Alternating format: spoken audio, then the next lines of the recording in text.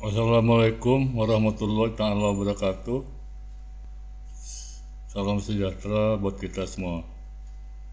Bapak-bapak, ibu-ibu, saudara-saudara, dan teman-teman ya yang saya sangat cintai dan saya hormati. Kali ini saya ingin memberikan suatu pandangan ya mengenai sakit asam lambung ini gitu. Ini menyangkut hal mengenai pantang ya, pantang. Seperti kita ketahui ya bahwa orang yang sakit asam lambung itu lambungnya tidak bisa bekerja mencerna makanan dengan sempurna. Hal ini dikarenakan pada lambungnya terdapat luka ya. Lambung atau usus besarnya ataupun kerongkongannya terjadi luka, jadi akhirnya makanan yang masuk pun mungkin kurang ya atau dipantang, kemudian pencernaannya pun tidak bisa bekerja sempurna gitu ya. Artinya nutrisi yang dihasilkan oleh lambung itu jauh berkurang ya, atau mungkin hanya sekitar 4-50% saja ya hasil nutrisi yang dihasilkan oleh pengolahan pencernaan lambungnya itu gitu ya. Jadi untuk memenuhi kebutuhan nutrisi itu maka perlu kita minum tambahan nutrisi ya, nutrisi dari luar gitu ya. Artinya kita harus minum suplemen herbal ya, berupa protein, vitamin, dan mineral ya. Itu yang harus kita minum gitu ya, untuk supaya jangan sampai kita menjadi kekurangan nutrisi atau kekurangan gizi gitu ya. Jadi oleh sebab itu ya, sebetulnya ya, orang yang kena sakit asam lambung itu tidak perlu pantang gitu ya, tidak perlu pantang. Jadi makan-makan aja gitu ya, makan-makan aja, jangan takut gitu ya. Karena apa? Karena justru takut itulah yang menyebabkan munculnya sensasi gitu ya, bukan karena makanannya itu gitu ya.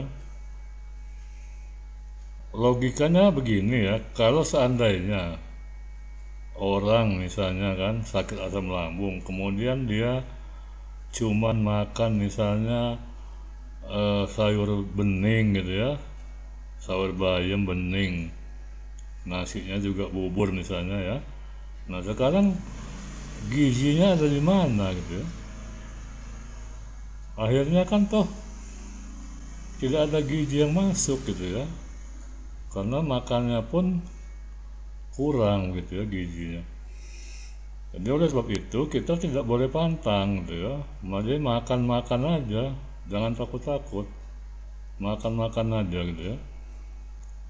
Jadi silakan ya, minum kopi ya misalnya ya, makan yang pedas atau makan yang asam-asam, atau makan makanan yang berlemak ya, atau santan, tidak apa gitu ya.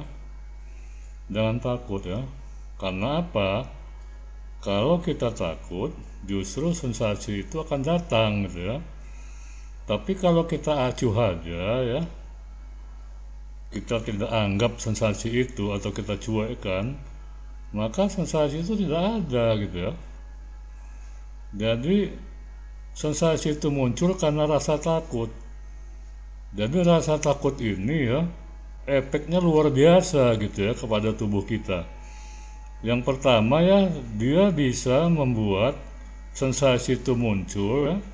Itu yang pertama. Yang kedua, dia bisa membuat pencernaan kita tidak bisa bekerja gitu ya, tidak bisa bekerja. Karena takut itu akhirnya pencernaan sendiri nggak bisa bekerja gitu, nggak bisa mencerna. Begitu ya. Jadi harus paham dulu ya bahwa sensasi itu muncul karena rasa takut ya. Jadi misalnya ya, kalau kita makan bakso, abangnya bilang bakso itu pakai cabai atau tidak, terus kita mikir ya, nah lebih baik kita nggak usah dimakan lagi baksonya, karena pasti terjadi sensasi. Karena begitu kita mikir bakal terjadi sensasi atau takut gitu ya, maka sensasi muncul beneran gitu ya. Jadi gitu. Jadi sekali lagi ya, perlu saya katakan di sini ya, bahwa kita tidak usah pantang, tidak usah takut-takut ya. Makan aja, makan aja, sikat hantem aja ya, jangan ada rasa takut. Kecuali ya es sama mie instan, itu jangan ya, sementara jangan. Kecuali nanti kalau sudah sembuh nggak apa-apa, silakan ya, sesekali minum es atau makan mie instan, tidak apa, sesekali. Tapi kalau belum sembuh atau masih dalam pengobatan, bertahan, jangan makan mie instan sama es, gitu ya. Jadi itu yang perlu saya sampaikan ya, bahwa kita sakit asam lambung, kita tidak boleh pantang gitu ya, tidak boleh pantang. Jadi kalau misalnya kita makan sesuatu terus ada rasa apa itu, tahan aja gitu ya, bersabar, tahan aja. Nanti juga kita biasa gitu ya, biasa ya. Karena orang pun ya, ada yang memang sakit asam lambung tapi tidak pantang, tapi ada orang yang sakit asam lambung banyak pantang. Ada orang sakit asam lambung dia bisa gemuk, tapi ada orang sakit asam lambung yang menjadi kurus gitu ya. Jadi tubuh kita ini berbeda-beda ya, berbeda-beda daya tanggapnya terhadap beban penyakit gitu ya. Jadi jangan mendengar omongan orang, oh jangan makan cabai, nanti perutnya gini. Nah, jangan, nggak usah ikut-ikutan orang gitu ya. Pokoknya jangan takut ya. Kita sikat dan hantam saja semua makanan, kecuali ini ya, alkohol ya, soda, nah itu jangan ya. Ya, pokoknya apapun makanan, terutama yang mengandung gizi, makan gitu ya. Makan aja ya. Ini untuk kepentingan tubuh kita sendiri gitu ya. Karena kalau kita kekurangan gizi, maka itu resikonya badan kita lemas ya, kepala kita pusing ya, segala macam gitu ya, resiko di badan kita. Semua sensasi itu yang muncul ya, ada 52 macam sensasi itu sebenarnya ya, munculnya itu karena kita kekurangan nutrisi atau kekurangan gizi. Jadi seluruh anggota tubuh kita ini berontak gitu ya, ya. Makanya kalau kita tidak bisa makan yang mengandung gizi ya, karena pantangan tadi itu, maka kita harus memperbanyak asupan ya, berupa suplemen herbal gitu ya. Artinya vitamin ya, yang mengandung protein, vitamin dan mineral gitu ya. Nah itu yang harus kita masukkan dalam tubuh kita ya, untuk mengganti nutrisi yang tidak bisa dihasilkan oleh lambung kita gitu. Saya rasa itu yang perlu saya sampaikan pada kesempatan kali ini ya. Mudah-mudahan ini bisa mendapatkan wawasan serta tambahan pengetahuan bagi kita semua.